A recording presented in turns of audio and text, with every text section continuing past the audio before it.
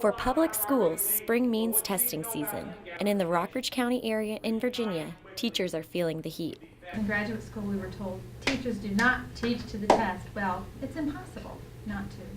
When we have this list of things that the children need to know in order to do well in the SOL, we have to hit each one of those items.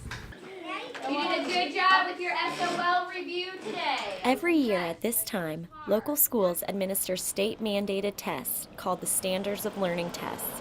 Here at Natural Bridge, the third grade teachers say they are frustrated because standardized tests only show one piece of a child's progress. It's a very small snapshot of one day. It's one day. Exactly. Just they may have a bad day. These teachers are not alone.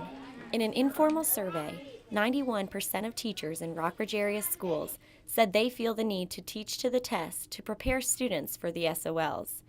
Frances Richardson, a fourth grade teacher at Waddell Elementary in Lexington, worries that her students are not learning like they should be. I notice in my students, they can recognize a right answer, but they can't write a decent sentence to support their opinion. And so I think we've got a whole generation coming through of recognizers.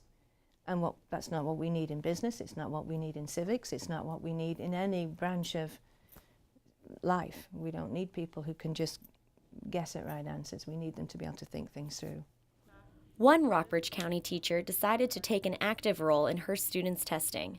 For 2 years, Phyllis Parker, a history teacher at Rockbridge County High School, sat on a statewide committee that revises SOL questions. Not because I am sold on all of that, but because if this is the world we live in, I want my students to have the best chance to be successful. Parker says learning is more complex than a standardized test. She uses art and theater to supplement the requirements by having her students act out battle scenes and create portraits of war heroes.